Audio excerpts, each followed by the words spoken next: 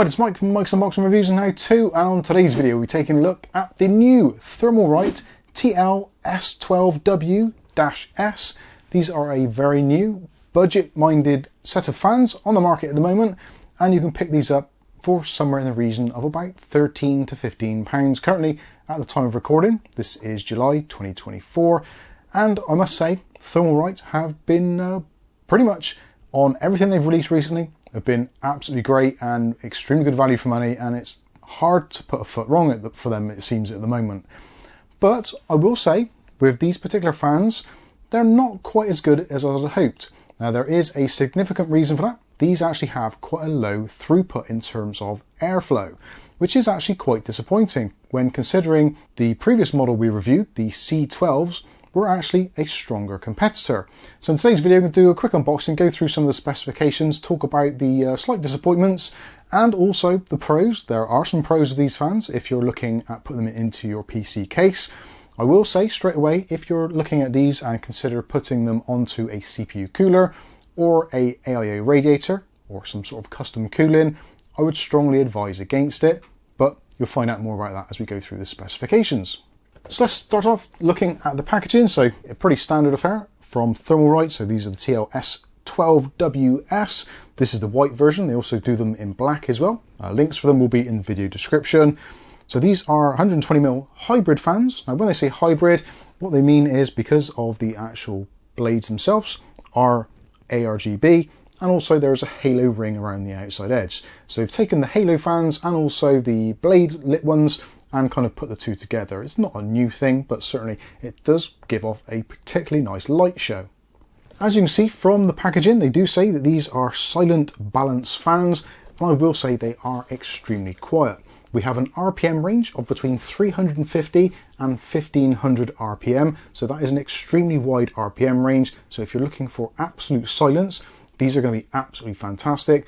If you're going to be using them on a case where you have got very much unimpeded airflow, no filters or very open porosity on your front panels or whatever it is, these are going to work really, really well. But unfortunately, due to the specifications, which we'll take a look at now, they're not going to push a huge amount of air. So if we do actually take a look at the specifications on the back of the box, you can see their dimensions. So these are 120mm fans, got the weight on there, the rated speed up to 1500 RPM, the noise level down to 23.2 dBA, means these are going to be very, very quiet indeed. But the disappointing point here is the airflow at only 47.6 CFM at the maximum, which is about 30% less than their predecessor, the C12Cs, which we reviewed, which give up to almost 70 CFM. So that is actually a huge difference.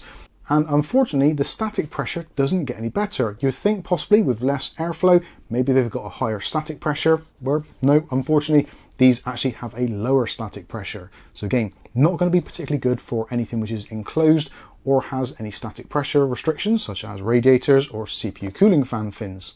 So let's take a look at an individual fan and go through what it's all about. So 120 by 120 by 25mm deep. They're actually a really nice polycarbonate frame, very, very structurally rigid, so no problems at all there. The blades themselves, nicely set up and actually quite a close proximity tolerance to the outer frame, which in theory should improve airflow or at least static pressure, but sadly for some reason with this, it doesn't seem to do so. You do have that nice addressable RGB ring around the outer edge, and also the translucent blades illuminate very nicely indeed. All four of the corners on both the front and the back have rubberized grommets on there to help with noise. And if we take a look at the back, you can see it's quite a nice open section, only 3 bars for the frame, so potentially allowing more airflow, and I think they look nice either way. Also, you have the halo ring around the outside edge on the back as well. When it comes to connectivity, so we've got the usual deal here. So you have a 3-pin 5V addressable RGB, and also there is a pass-through with a little cap on the end, which is incredibly difficult to get off, which is probably a good thing. So that protects the pins when not in use. So you can daisy chain these if you wish to, and the same goes for the PWM. So 4-pin PWM, and also you have a pigtail as well to daisy chain the PWM signal. When it comes to the lighting effects on these, if you're looking at them for some sort of fish tank style case where you've got lots of fans in there and you want to kit it out very cheaply, then again, these look absolutely great. And I think these are some of the nicest looking fans I've seen in a very, very long time. The lighting is very good, very subtle, and it's actually hard to pick out the individual LEDs on the center hub of the fan. And again, depending what you're doing lighting wise, I think they're going to look absolutely fantastic. Another slight thing which I did notice on this particular set I've got, now these were actually purchased by us of our own money from amazon.co.uk, and I have noticed on this particular fan of the three, it does seem there is some discoloration.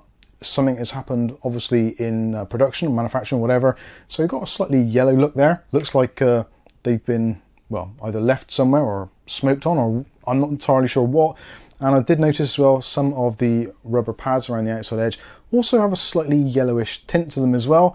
So in terms of the actual kind of QC from the factory, possibly not the greatest. Maybe if I get a few more sets of these, or if you've got them yourself, check yours out and see if there's any discoloration. Unfortunately, it seems like it's only this particular one, so I can't say it happens across the board. So maybe it's just one of those weird anomalies. Not entirely sure what's going on there, but certainly even some of these white parts here do seem to have discolored slightly on the others, or maybe it's just the rubber is a slightly different shade, as is often the case with certain white component parts.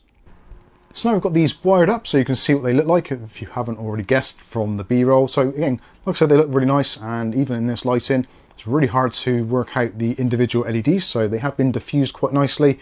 And actually, for me personally, I really do like this very thin halo around the outside edge. I think it looks particularly good, and it is on both sides. If I'm completely quiet now, these are actually running currently at 100%, and you can hear what they sound like.